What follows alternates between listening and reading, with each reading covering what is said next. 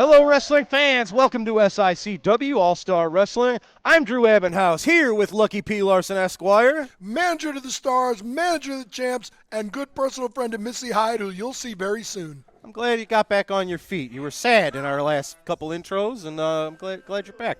Got a little smile there. Well, I'm this close. You don't to have the seeing title Missy back, but that's okay.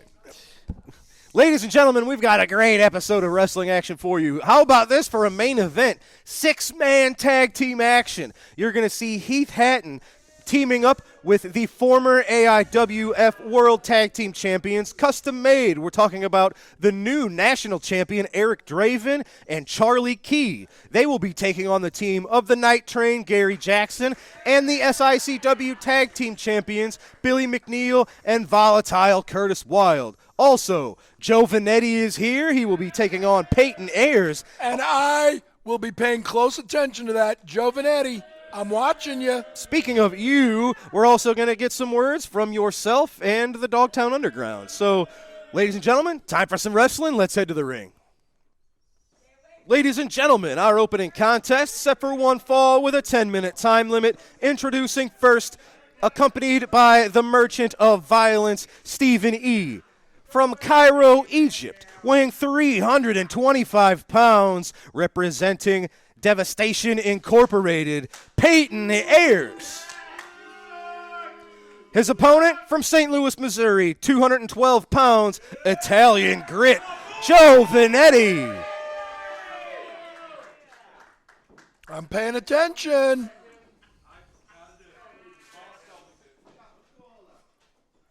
Missy Hyatt says you can't afford to pay attention.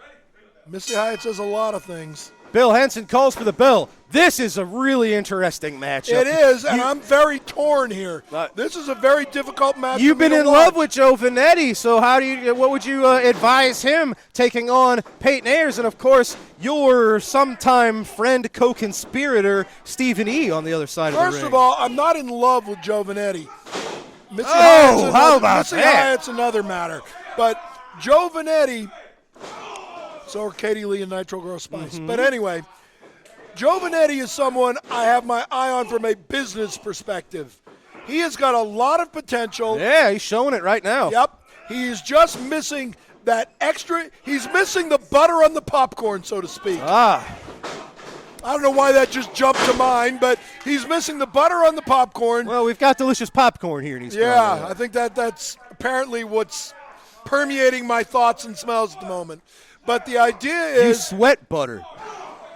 Well, if I did, it would be, probably taste good.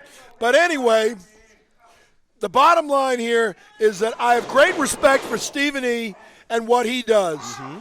I have great respect for Payton Ayres. Oh, Venetti out of the way. That would have been bad news. And I am seeing real potential in Joe Venetti. Look at that. He's chopping down that left leg of Payton Ayres. This is a great matchup. Both of these men are rising the ranks of singles competition here. Not sure. I think Joe was going for an enziguri. Payton just kind of swatted that out of the way. It doesn't work when you're that strong, baby. Well, apparently. There are some words of wisdom from Stephen E., my good friend. Now, Joe Venetti, of course, has to find that Italian grit within him to fight Payton Ayres. Joe giving up over 100 pounds to Payton Ayres. Or he could find somebody to stay in his corner for him. Yeah. See, right here. He needs to keep an eye out. Well, what would you do? Would you stop Stephen E. from what he's looking like he's going to do there? Stephen E. has done nothing. Stephen E. is just standing there. That wasn't my question. I wouldn't have to. See, I wouldn't have to do anything. Stephen E. is way above getting involved physically. Since when? Since I said so. Oh, so for 2 seconds. Have you seen? There it is. There's that enziguri. Went for it again. That found its mark. Have you seen Stephen E. interfere at all in this match? Look at this. Payton Ayres is staggered. Joe Venetti's got to use his speed and his quickness to stay ahead of the big man. He can't let Payton Ayres play the strength game. Yes, I think that would be smart. Because Payton would certainly win that one. Yes. Look at that. Joe ran right into that. You know what else? God, look at those big old legs of Payton Ayres. You know what and that's exactly what Joe Venetti just You know ran what other into. advantage Payton We're Ayres has? calling the match, Lucky. Try to pay attention. So am I. If you'd let me get a word in, you just talk. Yes. Do you know what other advantage Payton Ayres has over What's Joe Venetti? that? He's got the hair advantage today, that's for sure. He's got the hair advantage, he's got the weight advantage, and he's got Stephen E. advantage. See, but Joe Venetti could easily counter that. Maybe he doesn't need all those things. Joe Venetti might be able to counter all of those things by himself. I doubt that. Well, it's because you don't accomplish anything by yourself. That's not true. Very true. Everything I've done on my own. Yeah, you lost a lot of titles. I've won more than I've lost. That's how that usually works. How many have you won? It's incountable. Yes, because it's 0. Actually, you and I have won the same because you actually have had 0. You are wrong. I actually won 1 myself. Doing some pickleball tournament or something? Billy Pace Memorial Heavyweight Champion for over 2 years. That's it. What does that mean? Oh my! Has he got him by the ears? I don't even know, man. Payton Ayres, Stephen E. bringing out the dog in Payton. Is this it? Oh man, Joe Venetti found it within himself to get out of there. I thought that was going to do it. Of course you did. You don't have enough confidence in this young man. I've got a ton of confidence, but when you've been splashed like that by a man 325 pounds, I don't know how anybody would survive. Well, he just did. I know. I'm very impressed. You should be impressed with everybody I have my eye on. Yes, Payton Ayres, if he just set his sights a little differently, I think he could really accomplish more than he has so far. For someone with as many victories, with as many accolades as Payton Ayres done, with as much success, still has yet to taste gold here in SICW. I don't know that that's what he wants. He certainly tasted a lot of money working with Stephen E., that's for sure. Everybody has their own priorities. Some people are here to win championships, like me. Some people are here to make money, like me. Some people are here for the glory, like me. See, again, Stephen E. does absolutely nothing. Yeah, he was waiting. He had that arm cocked. He did absolutely nothing. Yeah, good. Thank you. Thankful for a good referee in Bill Henson. Call this. Call that. What's going on, Lucky? Joe Venetti is choking. Yeah, and I'm Stephen Lucky P. Larson. Stephen E. was giving him the Heimlich maneuver. What a mess. He's going to hit you with that fly swatter and swat you like the bug you are. That's not a fly swatter. Bill Henson trying to give the rules to Payton Ayres. Payton, it's been all over this one. Joe's head. Stephen E's giving him good advice. There you go. Keep talking. He said you should have listened. I was talking. And fortunately for the fans, I overtalk you. Yes. Narcissist general. That's Lex Luger. Oh, that's Lucky Larson. There it is, Joe Venetti, Italian grit. You got to dig down deep, fire up, and look at that. Sort of a somersault lung blower there. Yeah, very impressive. Payton Ayres stunned at the moment, victim of a big splash. Joe Venetti's got to mix it up. Got to stay unpredictable. I don't think throwing hands with him is the best idea. Oh, look at that. He did it again. Oh, Payton, if he fell right into the corner, if he was in the middle of the ring, I think that could be a very valid pinfall attempt. Yeah, but he was too smart. Joey's taking a little too much time. I hate to say it, but sometimes pandering to the crowd might actually be a detriment. No! Oh, my gosh! Dr. Drew with the most brilliant thing he's ever said in his entire life. Oh, look at that. Payton Ayres trips Joe Venetti. Hey, unbelievable. Wrestling's chess. You have to focus, all eyes ahead. And you that's can't what I've been saying. You haven't said any of that, but that's okay. I've been saying that ever since all you I've do been is here. just scream and yell about nonsense. I've been saying for 2 years here, pandering everybody to the crowd hears gets you. Be nowhere. quiet. Let's call the match. Joe Venetti doing a little bit of fisticuffs, went up and down to the breadbasket, to the face. If he would listen to me, he wouldn't have these problems. There's no choice but to listen to your obnoxious self. If Joe Venetti would listen to me, we wouldn't have There's no way he can't hear you. Joe Venetti to the top. He's used that drop kick, but look at that. There you go. That's what Lucky P. Larson thinks Joe Venetti's missing. Stephen E. causing the disqualification for Payton Ayres. I don't think they care. Payton Ayres all over Venetti. Well, I think Devastation Incorporated is trying to take Joe Venetti out of the game. He's got no friends left. If he was with me, he'd have friends. Well, you would know what it's like to not have friends. See? Look at, oh, no! Stephen E. was trying to nail Venetti. Venetti got out of the way. Payton Ayres took the brunt of that attack. Joe Venetti fighting two men that are larger than him. Italian grit on display. I'm telling you, he's got killer instinct. You just need to bring it out. Nails the drop kick, sending Payton out of the ring. I know it's not how he wanted to win a match. Doesn't matter. He did win the match. Joe Venetti picking up a win via disqualification due to the blatant outside interference. Stephen E. saved his man from taking any damage there in that loss, but still took the loss. Joe Venetti victorious in your opening contest. What a match. I'm telling you, I see something in this kid, and he is going to be under my tutelage before you know it. Time to Joe go to Venetti, ringside. I'm coming for you. For words from half of our main event, our six-man tag, let me catch up with Gary Jackson, Billy McNeil, and Curtis Wild.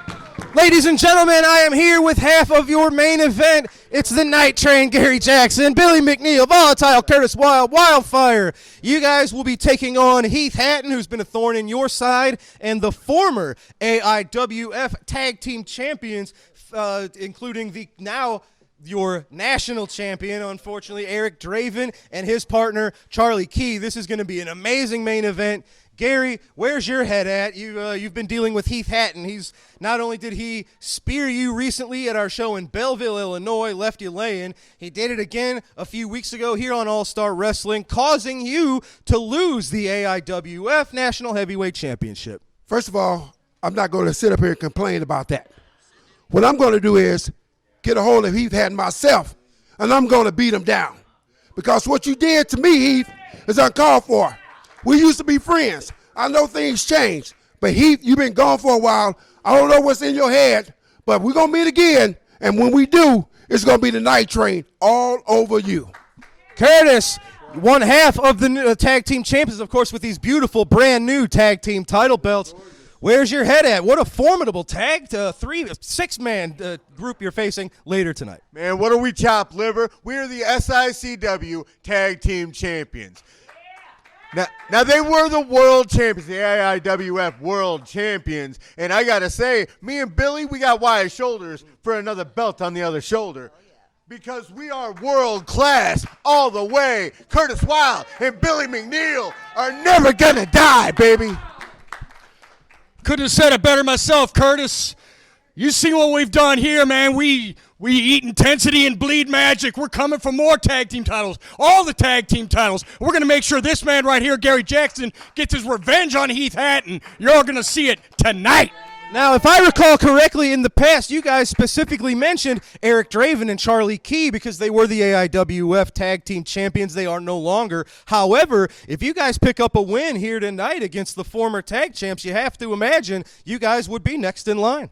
Well, you have to imagine, don't you? You got to look at it this way. In SICW, everybody knows that we're the tag team to beat. And everywhere we go, we're the best tag team in the world, and they are going to find out in six-man competition tonight that we are in line for the World Tag Team Champions.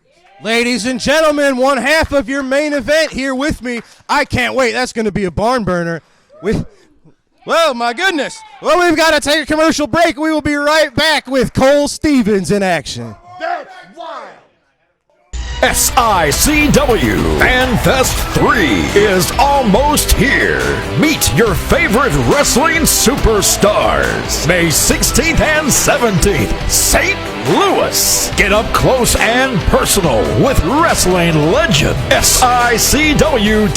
Come on, do it right now. SICW.org. Don't wait. Make plans May 16th and 17th at the Hilton St. Louis Airport. SICW FanFest 3. Ladies and gentlemen, this matchup set for one fall, 10-minute time limit. First, from Effingham, Illinois, 299 pounds, Richard Shaw. Yeah! His opponent from Chicago, Illinois, 213 pounds, Cole Stevens. Pardon me, 230 pounds. I wrote that wrong. I don't even have to correct you. You're now correcting yourself. Yeah, I got it. Look at this. Almost a Muay Thai style handstands from Cole Stevens. I know he's got a martial arts background, as you see here, using those kicks right off the bat to stun Richard Shaw. Well, you know what? Richard Shaw has the confidence advantage. Yeah, he certainly does. He has always been a very confident fellow. I don't think I've ever met anybody in my life with more self-confidence than Richard Shaw. You got quite a bit of unearned self-confidence. I've won 44 championships. The wrestlers won 44 championships. You were standing there while they did. First of all, it's my strategy and planning. Secondly, I help them. And third, I actually was the one that got the pinfall in one of them. One of them? Yes. It's one more than you. Well, that's true. Richard Shaw, the larger man's going to have the strength advantage, you would assume. Cole Stevens, just because he's a little smaller doesn't mean he doesn't have strength, too. Obviously, he hits the gym. He's a everybody has some strength. Pretty in shape fellow. Well, that took Nick Ridenour about 10 seconds to decide to count one. Wrestling's not easy. It's not ballet. Richard Shaw just clamping down. It's got a nerve grip. Oh, look at that. Cole Stevens just broke that grip. Kick to the gut of Richard Shaw. Nails the suplex. I tell you what, there's a little bit of the show of the strength of Cole Stevens to nail that vertical suplex on the larger man. What do you call that? A corkscrew splash for the 3. Cole Stevens has been very impressive. Picked up a win over Waco recently in Belleville. Now getting a victory against Richard Shaw on All-Star Wrestling. Putting the locker room on notice. A nice debut here for Cole Stevens. That match happened so fast I didn't even get to tell you what I wanted to tell you. Oh, man, that's too bad. Well, you can do that next because we're going to go up to the ring and talk about the Dogtown Underground. Well, good. I have a few things to say. Ladies and gentlemen, I am here with Lucky Pete Larson and Steve Michaels, what is now the remains of the Dogtown Underground, as your man Kowalski currently on the shelf after losing the Classic Wrestling Championship to Belleville's own Bobby D. I'm going to regret this. Lucky, what's on your mind? First of all, if you enjoy life, you might want to take my advice and shut the hell up. You might learn something. Now, first of all, this is the last comment I will make on the absolute theft of Kowalski's Classic Wrestling Championship by the thief, Bobby D. Bobby D, you used a steel chair, you used a tire iron, you used a monkey wrench, you used ether, you pulled his hair, you hit him in the gonads, you did everything illegal to beat this man down. And when he gets out from underneath all the medical treatment that I'm providing him, you're a dead man. Now, moving on to the supposed tag team champions who are out here hiding behind a 6-man tag match, hiding behind singles matches. When I managed the tag team champions, whether it was Kowalski and Mahler McDarby or the Professionals or the greatest tag team on God's green earth, the LA Hustlers, who have not forgotten about you stupid people. They've got better things to do right now, but they'll be back. Those guys were tag team champions to be proud of. Those were tag team champions that defended their belts. They didn't hide behind 6-man tags and individual matches. Now, with all that said, Joe Venetti, my eyes are firmly set on you. You took care of your former tag team what's-his-face. Already forgot about him. But you still need that extra something. You still are 1 card short. You're 1 taco short of the perfect combination plate. You need Lucky P. Larson, Esquire. I'm telling you, I'm Bill Belichick and you're Tom Brady. I got an entire offensive line right here in the big man, Steve Michaels. This man here watching my back, and you under my guidance, my tutelage, I will give you main events. I'll give you championship opportunities. I've won 44 championships, and I can take you to the next level. All you got to do is sign on the dotted line. Forget these stupid inbred hillbilly hick, toothless wannabe nobodies. They can't do squat for you. I can. Come on. Sign with the Dogtown Underground. You know you want to. You know you're going to. All it takes is the right negotiations, the right price, the right draft pick, and you're going to be mine. Ladies and gentlemen, big words from Lucky P. Larson. We'll see what happens with his wanting this acquisition of Joe Venetti. He doesn't. Everything I want, I get. Speaking of which, Missy Hyatt will be here real soon.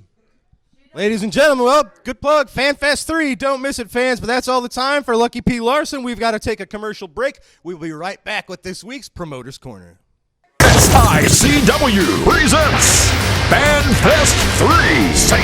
Louis, May 16th and 17th. Hilton, St. Louis Airport, Nikita Koloff, Missy Hyatt, Gangrel, Teddy Long and Mac Davis, Tito Santana, and Bill Apter. More to come. SICW FanFest 3. For more info, SICW.org.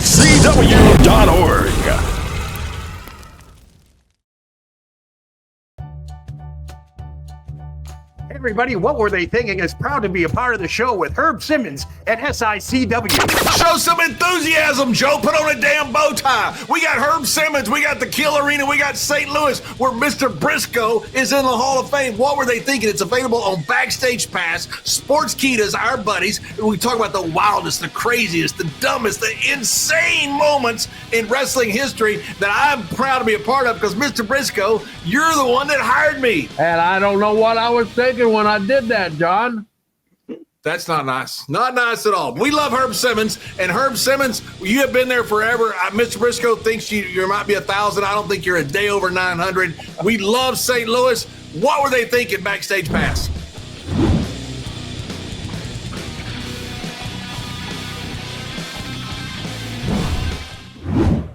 Hello, wrestling fans. Welcome to this week's Promoters Corner. And I've been telling you all week long, we have a big special announcement as we are still on the road to SICW FanFest 3. That's right. It's going to be at the Hilton at the St. Louis Airport. I'm sure you've heard it now for several weeks, if not months. The big event coming right there to that Hilton Hotel.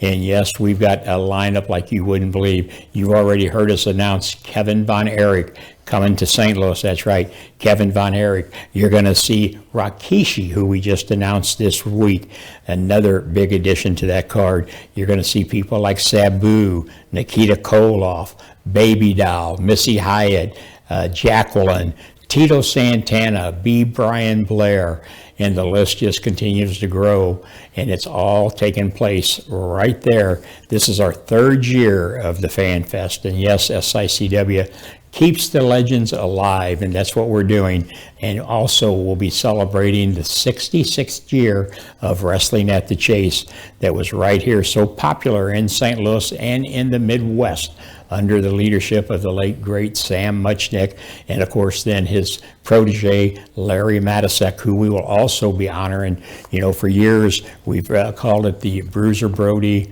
Larry Matisek, and my late great friend Tony Costa's memorial. And so we've kind of tied it all together, and it's just got bigger and bigger. Also on Friday night, May the 16th this year, Mr. Bill Apter, that's right, Bill Apter, the author, historian, writer, you name it, the gentleman who traveled around the world with these wrestlers for many years, taking their photographs and writing articles about them. He'll be hosting the Friday night question and answer session with the legends that will be in town that Friday afternoon early. So you want to make sure you get there and be a part of that. That will start around 7 o'clock Friday evening. And then Saturday, the big Fan Fest opens up about 10 o'clock in the morning. It'll run all day long until around 5 p.m. And then we'll have the St. Louis Wrestling Hall of Fame inductions. And we've got a list of them going in this year. You're going to see the induction of Ox Baker. His family will be there to accept the award on his behalf. Crusher Blackwell will be honored, one of the greats of all time also. Ivan Koloff will be inducted. Nikita Koloff will be there to accept the honors of that. We also have Greg the Hammer Valentine. He will be present. He'll be going into the Hall of Fame, as well as the late Butch Reed, whose family will be in attendance also. And then Teddy Long, that's right. Teddy Long, holla. He will be there. He is getting the Lifetime Achievement Award this year at FanFest, and he's really excited about that. So him and Mac Davis is joining us again. It's always a great time to have both of them a part of the FanFest. A couple of our local legends, Ron Powers is receiving the Sam Muchnick Award this year. Ron traveled across the country, around the world with Bruiser Brody, Crusher Blackwell, people like that, Dick Murdoch, very well deserving of the Sam Muchnick Award this year. And then the Larry Matysek Award going to another great local legend, Danny Boy Hawkins will be there to receive that award. A lot of action taking place right there. But now I know as you're sitting there listening to me talk, you're asking yourself, what's the big announcement? What else could be added to SICW FanFest 3? What is the big announcement? Well, sit tight, because here it is. The man who had many, many great matches in St. Louis, whether it be at Wrestling at the Chase, whether it be in Kiel Auditorium, wherever he wrestled, he put the butts in the seats. And I'm talking about none other than the former NWA World Champion himself, Dory Funk Jr., has been signed to be at FanFest 3. That's right, Dory Funk. Some people call him the coach. Some people call him the greatest of all time. I'm honored to call him a friend. He will be here. He'll be joining us to round out that entire card of the FanFest. So Dory Funk, and I got to tell you, and talking with him and his wife, this is the last trip that he's going to be making to the Midwest. He is going to come because St. Louis was home to him. Sam Muchnick, Larry Matysek thought the world of him, and he thought the world of them. And he wants to come back to St. Louis, and he thought a lot about the fans of St. Louis. So if you were a fan and went to Kiel Auditorium and watched some of the matches that the Funks had against the Briscoes, or Funks and Harley Race, you got to come and talk to Dory Funk Jr. about those days. So mark that on your calendar. Friday, May 16th, Saturday, May 17th at the Hilton at the St. Louis Airport. SICW delivering once again the FanFest. And fans, if that's not enough, what I want to do right now, before we go back to some SICW action, I want you to take a look at Dory Funk Jr. in action. Jr. It's still a chess match. Brody, Dory Jr. feeling each other out, looking for the weakness, looking for the spot they can attack. Side headlock by Brody on Dory Jr. Jr. bounces Brody off the ropes. Flying tackle by King Kong Brody. Hip toss by Dory Jr. Brody, careful. Dory Jr. knowing how to use that leverage. Brody, not an easy man to get off his feet. He understood balance, understood leverage. It wasn't often that you would see King Kong Brody taken off his feet, but Dory Funk Jr. did it right there with a perfectly executed hip toss. Side headlock, down goes Dory Jr. Brody using his body weight to lay across the chest and neck of Dory Jr., twisting that head a little, bringing it up, squeezing together the jaws, the cheeks of Dory Jr., making it hard for Dory Funk Jr. to breathe, trying to take away a little bit of the steam, a little bit of the stamina from Dory Jr. Off the ropes again. Oh, Brody hangs on. He had that head locked so securely that Dory Jr. couldn't even throw Brody off. Now the forearm up underneath the chin of Brody, but not enough leverage there to really push Brody off. The simple headlock can be so punishing. It can take something out of an opponent, and King Kong Brody knows it very well. Why make it complicated when you can make it simple? Squeeze the head, squeeze the jaws. Dory Jr. bridging, trying to get Brody's shoulders on the mat. Couldn't hold the bridge though. Good move by Dory Jr. Made Brody think. Don't get lazy with it. Don't get too not careful enough. That's a complicated way to say it, but you have to be careful at every second. It only takes a moment, 3 seconds, to get a flash pin. And something like that can happen in a big match between big stars. Dory Jr. finding some room, bouncing that forearm into the rib cage of King Kong Brody. Ooh, another shot right into the lower ribs. Brody taking in the forearm uppercut from Dory Jr. He whips Brody across the ring and into the buckles. Dory Jr. using that educated forearm right in the perfect spots. Forearm uppercut again by Dory Funk Jr., a move that Dory Jr. initiated years back when he was the world heavyweight champion. Snapping that forearm right underneath the jaw of Brody. Brody slashes back with chops to the neck and a kick right into the chest. Ooh, double kick into the chest by King Kong Brody. Down goes Dory Funk Jr. To the air, Brody. Big body slam on Dory Funk Jr. using one of Dory's own weapons against him. When Dory Funk Jr. won the World Heavyweight title from Gene Kiniski back in 1969, before he clamped on the spinning toe hold that got the submission, a lot of people forget that Dory Jr. scored with 7 straight body slams on Gene Kiniski. He was literally rattling the ring. Fans at ringside said you could see the ring shake that Dory Jr. slammed Kiniski so hard. Kiniski had the championship for 3 years. He was worn out. The road was tough. Dory Jr. knew it, so he did something simple but so effective, the body slam. That actually was Brody using Dory Jr.'s body slam against him. Dory Jr. going for a suplex on Brody. Whoop, that's not going to work. Brody, good balance. Not coming up for Dory Funk Jr. Dory backs Brody to the ropes. Referee Joe Aguchi looking for a clean break. Not getting it from Brody. Brody lashes out. Brody made no mistake about it. He let everybody know, I'm my own man. This is a war inside the ring. This is the way I am. Whether you boo me, whether you cheer me, it really doesn't matter. This is what I have to do to survive. This is what I have to do to be on top. Brody, leg drop on Dory Funk Jr. Dory Jr. getting a little bit of trouble. Brody with a cover, but Dory Jr. kicks out. Now Brody clamping the chin again, trying to take away the breathing, the chance to get air into the windpipe by Dory Funk Jr. Simple but effective.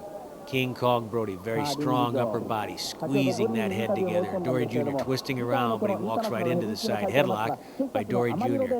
Dory trying to take some of the pressure off by pushing against the chin of Brody. Against the ropes they go. Looking for a break. Dory Jr. hangs onto that arm. Elbow smash right to the chin of King Kong Brody. You could see him flexing his jaw, trying to make sure all his teeth were still there. A couple of forearm uppercuts by Dory Funk Jr.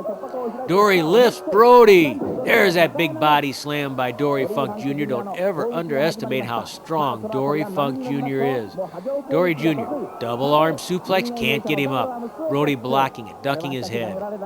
Dory Jr. wanted that double arm suplex badly. If he could have gotten that right there, Brody would have been shaken. Brody knew it, used the balance. You look at him, you say he's a wild man. He didn't think. But look at some of the things he's already done in this match with Dory Funk Jr. Dory Jr. was a thinker. He was always planning, plotting in that ring. But so far, Brody's been his equal in this match. Now it's a test of strength. That seems to play into Brody's hands. Dory Jr. down on his knees. Brody leaning into the wrist, the fingers of Dory Funk Jr. Bad leverage position there for Dory Jr. Dory needs to come out of that. Getting his hips away, trying to change the balance. Now he might be able to come back up against Brody. They're almost head to head. Dory Jr. doing a nice job coming back in this test of strength against King Kong Brody. Two of wrestling's greatest stars, King Kong Brody, Dory Funk Jr. Nice monkey flip by Dory Jr. He covers Brody, and Brody has to kick out. It was Brody's move to begin with, but Dory Jr. has taken it away from King Kong Brody at this point. Dory Jr. leaning in, and now it's Brody trying to get some leverage back. Just using pure, raw, brute power right there to bring Dory Jr. to Dory's knees. Look at that test of strength between Dory Jr. and Brody. As they come to their feet, Brody leaning into their wrists. Look how they're being pushed back on Dory Jr. That hurts, folks. Dory Jr., his wrist bent backwards by Brody, but Dory's able to come off with a drop kick. Oh, Brody knocked through the ropes and onto the apron by that drop kick from Dory Funk Jr. Brody trying to regain his bearings. That drop kick surprised him, and Brody sees the leg there. Look out. Brody dragging Dory Funk Jr. outside the ring and into the audience. Where's Brody going? Oh, into a chair, into a metal folding chair. Brody picking up a chair, drives it into the head of Dory Funk Jr. Oh, bangs the chair on top of Dory Funk Jr.'s head. Dory Jr. taken outside the ring by King Kong Brody, and now it is a Donnybrook. This is a melee, and this is something King Kong Brody excels at like nobody else. Brody was pounding on the head of Dory Funk Jr., picks up another chair, drives it into the throat of Dory Funk Jr. The crowd scattering as Higuchi tries to restore some order. The referee knowing nobody really wants to see a double countout. They want to see this thing finished in the ring. So Higuchi doing the right thing. Oh, look at Dory Jr.'s head split wide open. Dory Jr. bleeding as Joe Higuchi tries to bring the two men back into the ring where they can settle it inside the squared circle. But Dory Funk Jr. bleeding.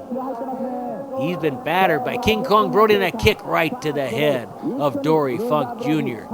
Dory trying to get into the ring, and it's not easy to do. Look at Brody. He smells it now. He knows that Dory Funk Jr. is in deep trouble, and kicked out of the ring one more time by King Kong Brody. Oh, the blood smeared all over the face of Dory Funk Jr. Higuchi checking the wound. He would stop the match if he thought the cut was too deep. Another kick to the head by King Kong Brody. He drives Dory Jr. to the top turnbuckle. Dory Jr. takes another kick to the chest. Dory Funk Jr. in deep, deep trouble against Brody. Throws a wild punch, not even close. Brody with a chop right to the top of the head. Brody hoisting Dory Jr. big body slam. King Kong Brody going outside the ring. Where's he going? Brody mounting the ropes, going to the top. The bloody Dory Funk Jr. underneath. Brody knowing that Dory Jr. could be ripe for the picking right here. This could be a big victory. Look out. Here comes Dory Jr. And he plucks Brody off the top rope with a body slam and stamps right on the forehead of King Kong Brody, Dory Funk Jr. That's why he was the world champion for 4 years. He's tough. Dory Funk Jr. fighting back against King Kong Brody, and Brody biting the wound of Dory Funk Jr., trying to regain the initiative in this match. Another chop to the throat puts Dory Funk Jr. on the mat. Brody covering. Count of one, count of two. And Dory Jr. kicks away. Pride at stake. Big money. Future main events. Reputation. Dory Funk Jr. has his head hooked by King Kong Brody. Suplexed by Brody on Dory Funk Jr. A suplex, and Dory Jr. just sinking deeper and deeper into trouble. He tried to come back once, but he couldn't make it. And now Brody, the brute power of King Kong Brody, has damaged Dory Funk Jr. and Brody trying to finish him right now. Brody looking, poises that chop right to the top of the head. Dory Funk Jr. staggering and going down, trying to fight his way back. Look how badly he's bleeding. Dory Funk Jr. How he's hanging in there, it's nothing but a miracle. Try for a pin, count of two, and Dory Jr. slides out from underneath King Kong Brody. Brody must be getting frustrated. Ooh, do you see that boot? Do you see how high he had that leg as he put it right into the jaw of Dory Funk Jr.? That's one flexible athlete there in King Kong Brody, stomping on the head of Dory Funk Jr. Brody a little more careful now. He'd already been sailed off the top rope. This time he goes to the second rope, comes off with a big stomp, almost an atomic drop, shades of Dick the Bruiser onto the chest of Dory Funk Jr. Try for the pin. This could be it. Oh, Dory Funk Jr. Don't ever count out the courage of Dory Funk Jr., even against somebody as rowdy, as violent, as dangerous as King Kong Brody. Dory Jr. trying to fight back with those forearm uppercuts. They still sting. Ooh, that was right on the chin. Dory Jr. nailing Brody with another forearm uppercut. Dory Funk Jr. battling back, goes behind Brody. Brody moves to the ropes, sensed trouble there. Dory Jr. pounding away, hooking the head, trying for the suplex. He was blocked the first time he tried it, but this one, he gets Brody into the air. The suplex by Dory Funk Jr. on King Kong Brody. Is he looking? Yes, the spinning toe hold. The spinning toe hold by Dory Funk Jr. How he won the World Heavyweight Championship. And even Brody has to go to the ropes. to get a break from that spinning toe hold. Now that's going to take a toll on Brody. You take a big man's legs away, but Dory Jr. going outside the ring after Brody. He grabs Brody's head and slams him head first into the steel ring post. Brody slammed head first into the steel ring post by Dory Funk Jr. Dory grabbing Brody, slamming him into the press table. Brody being slammed into the press table by Dory Funk Jr. This is desperation now. It's a war. There's nothing to hold back on. Brody again slammed into the steel ring post, trying to get back into the ring. Dory Funk Jr. has battered King Kong Brody. And look at Brody, he's bleeding. Brody, Dory Jr., both masks of blood. Brody and Dory Jr. Forearm uppercuts by Dory Funk Jr. Kikuchi trying to get everybody back. Dory Jr. pounding on Brody. Here's his opening. Wild punches by Dory Jr. and by Brody. Oh, that blow landed on Dory Jr. and on Joe Higuchi. Small package by Dory Funk Jr. to try for the pin. Where's the referee? Here comes Higuchi. Count of 2, and Brody breaks free. Both men bleeding, the blood all over the ring. Dory Jr. going for the Greco-Roman back body drop. Look at Brody. He blocks it. Brody blocks the Greco-Roman back body drop. Covers Dory Funk Jr. The count of 3. Dory Funk Jr. has been beaten by King Kong Brody. Dory Jr. going for that Greco-Roman back body drop. Here it is in slow motion. Look at Brody using the ropes, using the ring. A brilliant move by King Kong Brody, and it's Brody over Dory Funk Jr. What a war, what a match. Ladies and gentlemen, it is time for your main event. It is a 6-man tag team match set for one fall with TV time remaining. Introducing first, at a combined weight of 700 pounds, first from Marion, Illinois, Heath Hatton. His tag team partners are custom made. Charlie Key and the brand new AIWF National Heavyweight Champion, Eric Draven. They are custom made. Easy for you to say. Their opponents, first from Petticoat Junction, the Night Train, Gary Jackson. His partners are the reigning SICW Tag Team Champions, Billy McNeil and Volatile Curtis Wilde. Of course, accompanied to the ring by Wildfire. Tommy Rich. That team is at a combined weight of 657 pounds. I had a lot of information to give out there. It's combined. Does that include Wildfire? Come on, Heath. I'm right here, Heath. Never ask a lady her weight. Okay. Does that include Wildfire?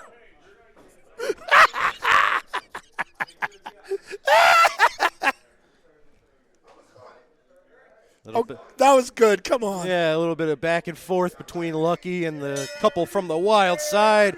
The bell is rung. This is going to be a great one.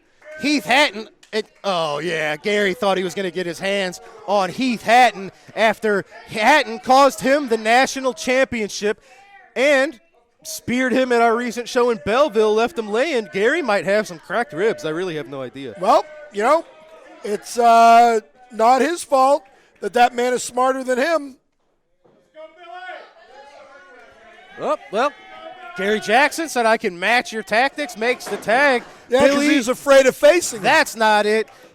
He's Billy a coward. McNeil taking on Something to See, Charlie Key. We saw Charlie Key recently on All-Star Wrestling. He's kind of a bruiser, but he's got a really innovative, offensive moveset. I can't wait to see more of Charlie Key. Yeah, I taught him everything he knows. Yeah. Billy McNeil, one half of the tag champs here. They've been unstoppable.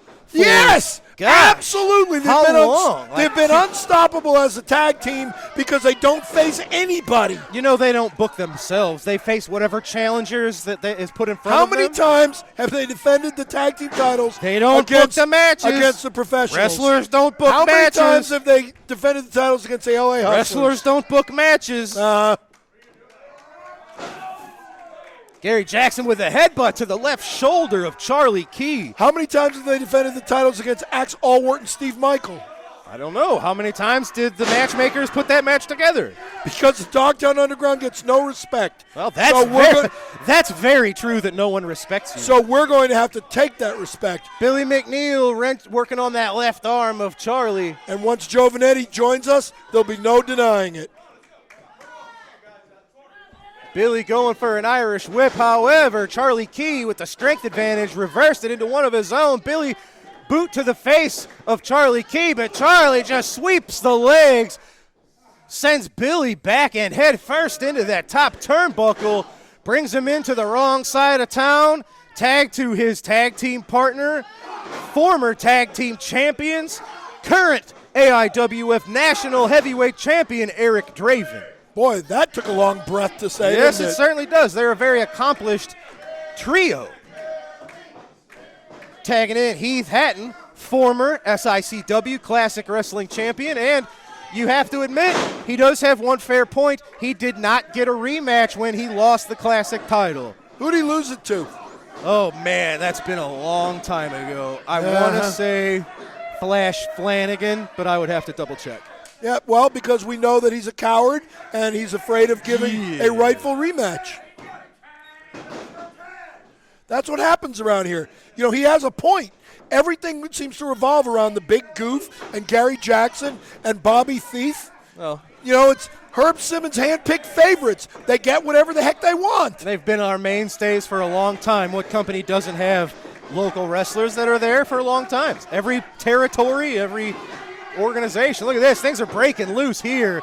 Bill Henson really has his hands full with this one. Superstar Steve Fender's been here a long time. Kowalski's been here a long time. Lots of people have been here a long time. The professionals have been here a long time. All these people that have held championships here yes. have had many opportunities. But they don't get any opportunities lately, do they? They certainly do. When's the last time the professionals got a tag team title When's shot? the last time the professionals wrestled a match and won? Because they're not getting the opportunities. Where are they? They're having to fight wherever they can get booked because they're afraid to get booked here. People won't book them.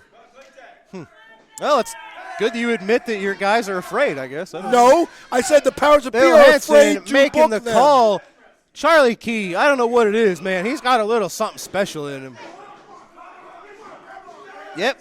Used that opportunity They're to smart. rattle the hornet's nest, really. And They're now smart. Curtis Wild's Throwing a fit. he's got to get back on the ring apron so that his part. Well, Billy McNeil trying to fight out on his own. Elbows to Hatton. One more to Charlie Key. Billy's got to make it to his corner, try to tag in a fresh man. See, I wish Draven would tie Billy McNeil's tassels to the ropes right here. It's a perfect opportunity. Billy McNeil's got to muster up whatever strength he's got.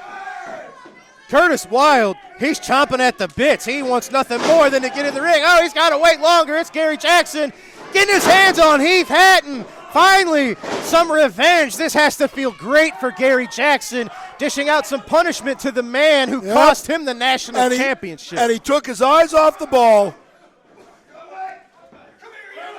Oh, Billy, everything's breaking down. Curtis Wild and Eric Draven going toe-to-toe. Billy McNeil with Charlie Key. Heath Hatton, no, he just used a chain. Hey, he Ralph, had turn a around, chain out of turn his around. trunks.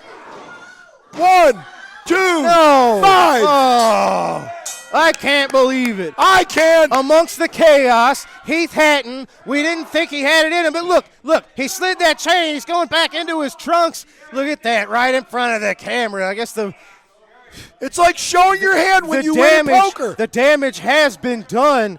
Heath Hatton, he's 3-0 basically against Gary Jackson. He's left Gary Jackson laying 3 times now. Curtis Wild checking on Gary Jackson. I know this isn't how these guys wanted it to go, but hey, Heath Hatton, a very dangerous Heath Hatton returning to SICW, helping his team pick up the win. But I thought Gary Jackson refuses to lose. Heath Hatton, Charlie Key, Eric Draven, victorious in our main event here on All-Star Wrestling. Ladies and gentlemen, that's all the time for today. As we approach FanFest 3, visit SICW.org. Get your tickets. We'll see you here. See Missy Hyatt next week on All-Star Wrestling. For Lucky Larson, I'm Drew Abbenhouse. Have a great night, everybody.